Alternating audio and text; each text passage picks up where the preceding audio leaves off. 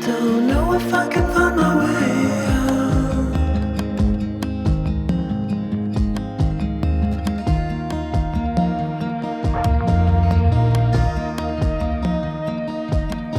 I'm stuck in a prison of doubt.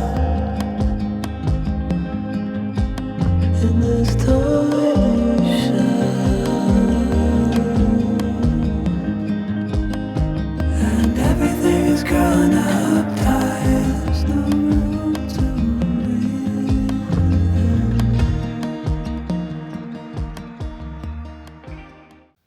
Hi knitty friends, welcome back. For those of you that are new, hi, my name is Lydia and this is my channel, Our Island Home. First off, I'd just like to let you know what I'm wearing. So I've described this in my first episode, and I completed this in January of this year in the height of summer. This is my tulip loop sweater by Other Loops, and I've only just started wearing this because it's been cold enough to wear it, so getting a lot of enjoyment so far out of it. And yeah, if you'd like a little bit more detail on how I made this jumper and what it's made out of, etc., you can go back to my first episode where I describe it in some detail and also provide some additional information. My one finished garment today is my Wishbone Sweater by Kutovakika. All the ends have been woven in, but I haven't blocked it yet. So that's my next job to do. And I'll insert a photo of me wearing it after it's been blocked. The jumper was really wonderful to knit up. It's made with this really, really soft, beautiful yarn. The details are in previous episodes, but I will also include all the information on the yarn that I use, needle size, the size garment that I made in the description below. But it's come out so soft. I wish you could feel this, but it's just absolutely beautiful and thick, and I'm really, really looking forward to wearing this. And as you can see, the beautiful lilt silk mohair, it's just got a beautiful halo, and the stitch definition is so nice. I did make a few modifications, nothing drastic. Essentially, you know, I knitted it up as per the instructions. However, the instructions did call for some decreased rows along the sleeve, but I omitted those as I wanted more of a straight sleeve. And likewise, in the body of the garment, there was some decreased rows along each side, but I omitted those so that I could have that sort of straighter, more boxy look. So here it is again. It was really enjoyable to knit up, and the pattern was actually quite easy once you got the hang of it, although early on, as I mentioned in a previous episode, I did make a mistake and two of the cables were facing the wrong direction, and I rectified that by doing some overstitching. And as I said, I think it's pretty good. It's really hard to see where the mistake was.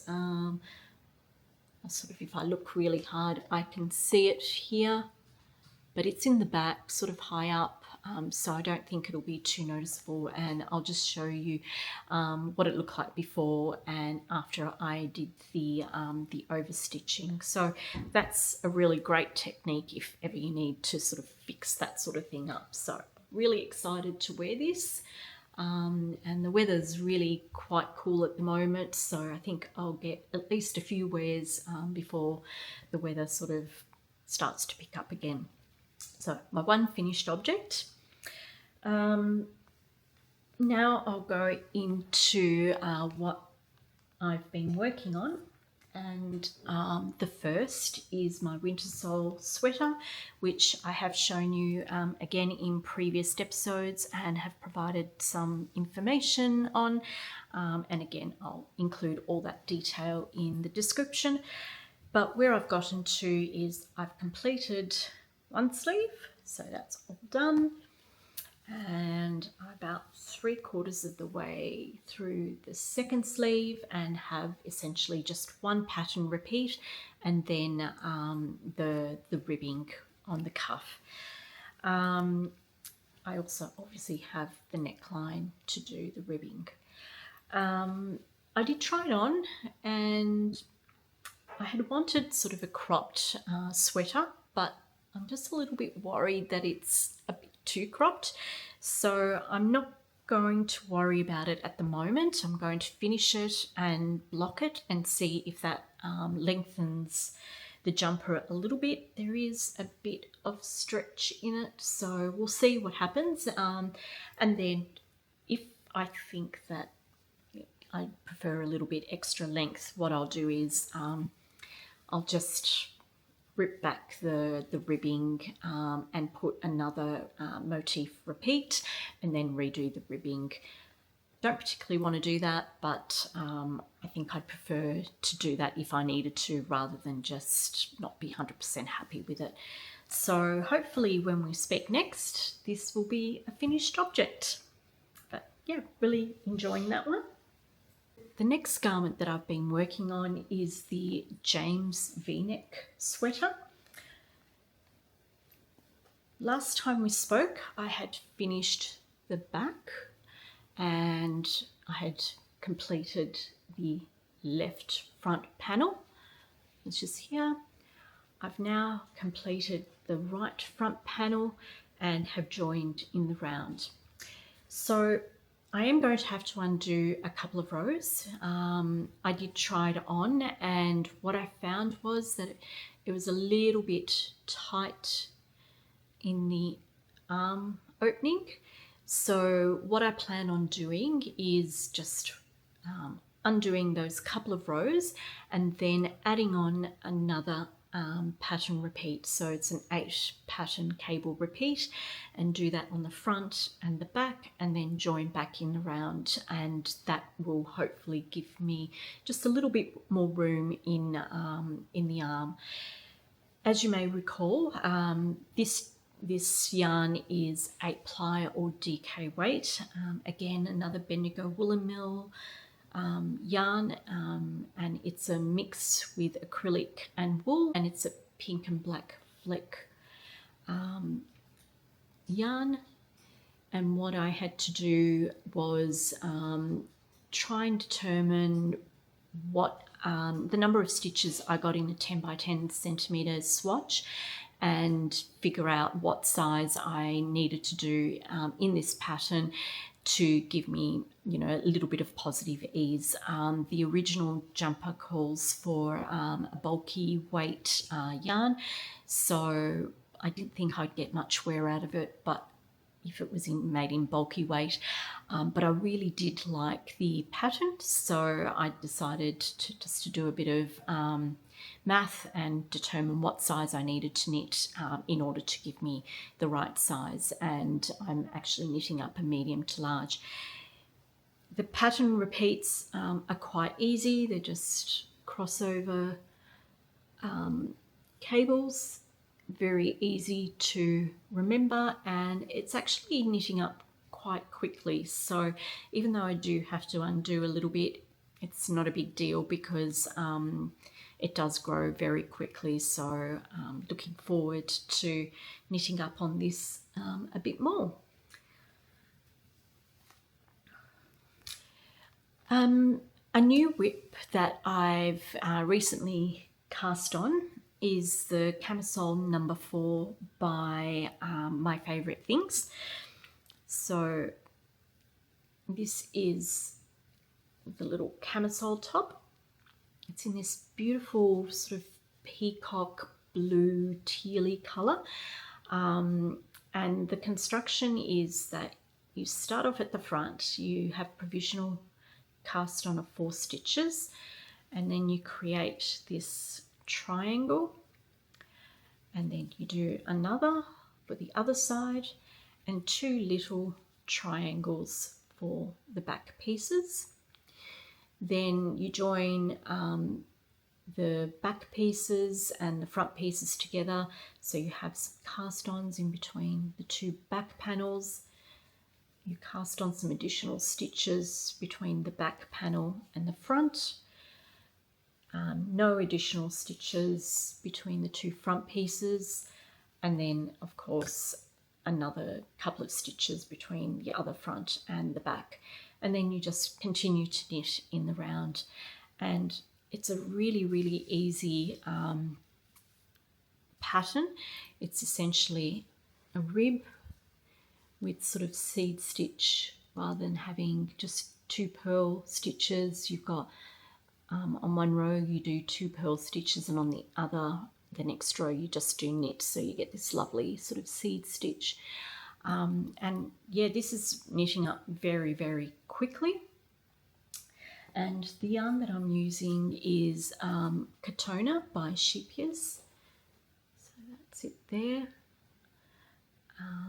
It doesn't have a colour on the label, but it's this beautiful sort of, as I mentioned, sort of peacocky blue tealy colour, and it's got this lovely little sheen on it.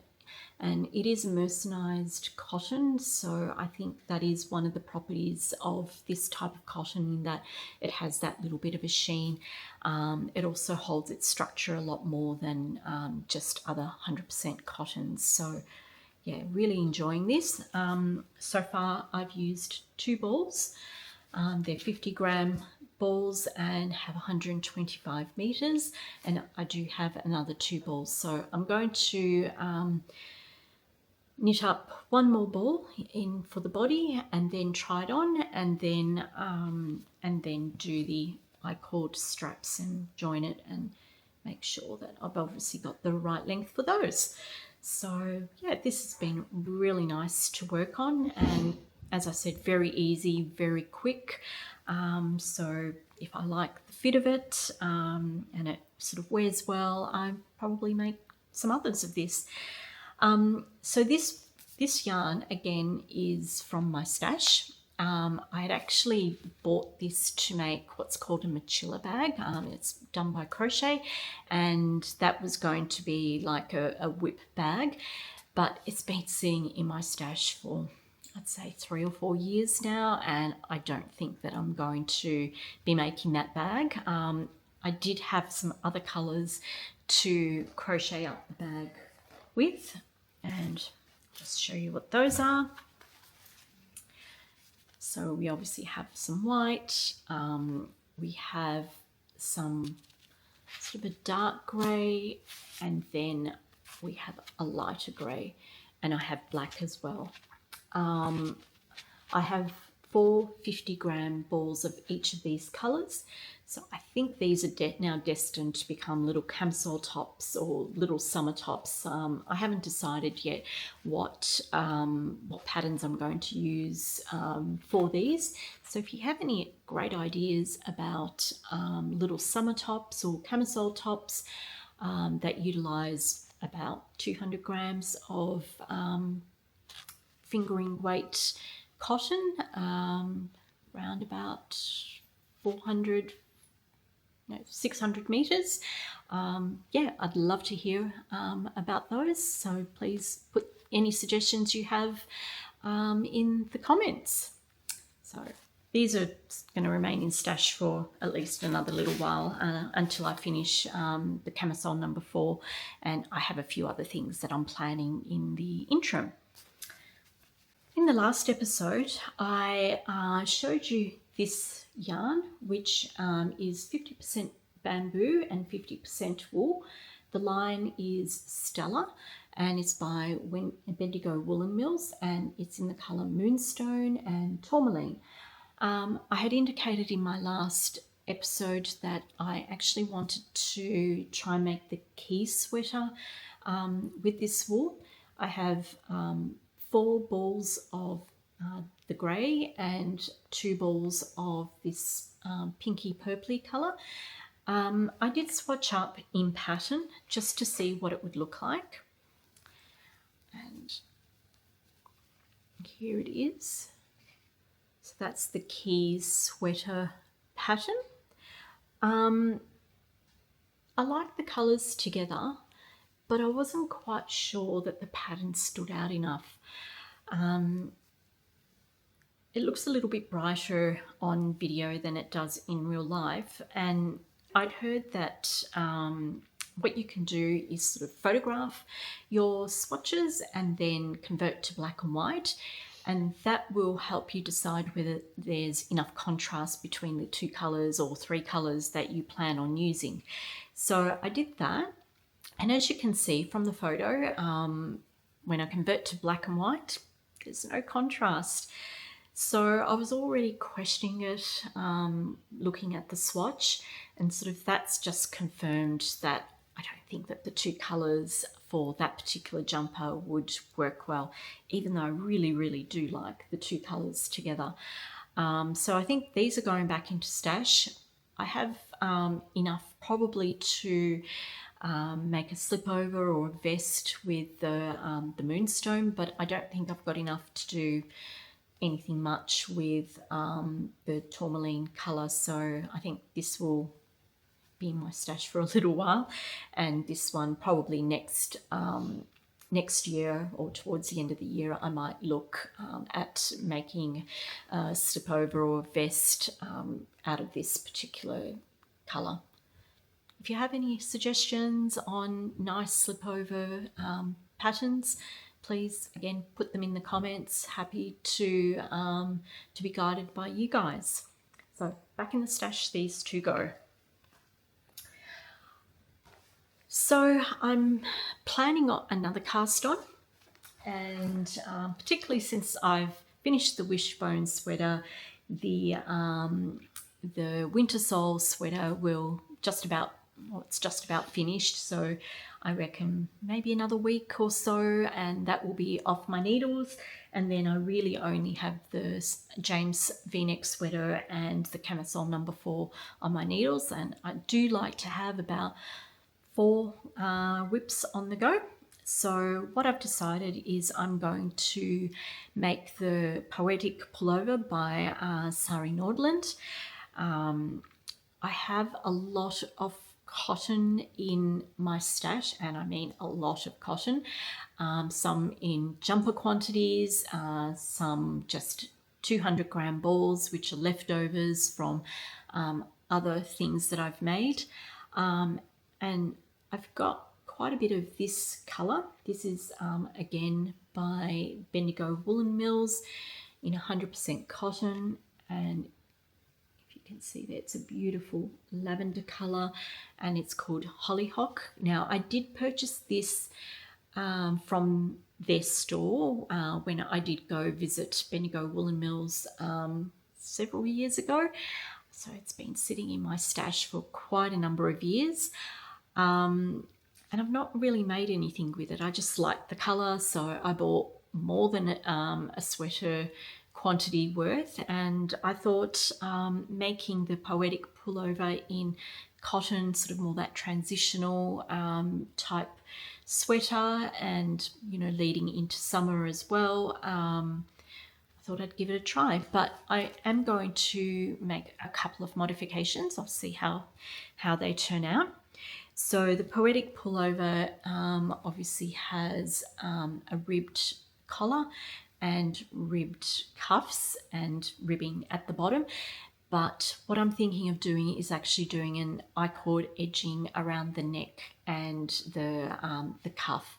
I'm not so sure about the bottom of the pullover. I may still do some form of ribbing around the bottom because I don't want it to sort of overflare too much. But if anyone's done I-cord edging along the bottom, yeah, I'd love to know how you found that, whether it seems okay, whether it sits okay, or whether you've had bad experiences with it, particularly if you've made anything up in cotton. So so yeah, this is a DK weight cotton, and the Poetic pullover is also can be knitted up in a DK weight, or you can use a fingering weight with a lace weight yarn as well. I do plan on making that more of a winter type jumper also, but as I said, I think I've got enough winter sort of garments at the moment, so I'm sort of starting to plan ahead for more that transitional type garment now and looking into spring and summer. So yeah, let me know what you think. So now I'll just move on to a few things that I've recently acquired. I actually bought this a little while ago. So this is the Japanese Knitting Stitch Bible. It's got 260 different patterns and it's absolutely gorgeous. It's got so many beautiful patterns of all sorts. So I'm looking forward to trying my hand at doing some self-drafted, probably start off with sort of little tops because they'd be a lot easier. And yeah, just trying out some of these gorgeous patterns, you know, there's lots of cable patterns, lots of lace work as well, borders,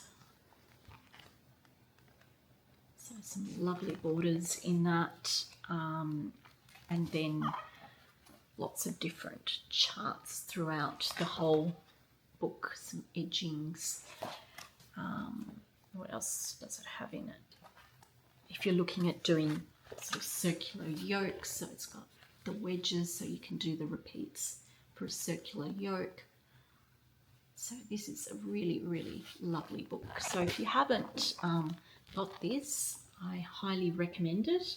And yeah, I really look forward to trying out some of the designs in this particular book. And the next thing that I want to show you, we haven't acquired them, but my husband has picked up a new hobby, so 3D printing. So of course I was very excited to go through the gallery of all the different things that you can make with 3D printing, and it's actually quite mesmerizing. You've got this machine and it just goes backwards and forwards and builds objects right in front of you. So of course I got on to him making me some things to help me with my knitting and crocheting. And the first thing that he made me was this little holder. So all my knitting things are going to be in red. So this little container which holds all of my needles so that I can do all my weaving in. It's got like little compartments and it's got these little ridges, you can see there, and just screws on and keeps all my needles nice and tidy. They were previously just loose in a little bag that I had, so I was forever losing them.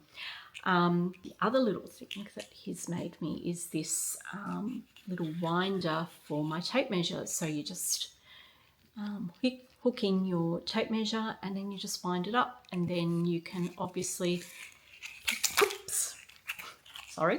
you can obviously pull it out, and then once you're done, you just wind it back up and it keeps it all nice and tidy.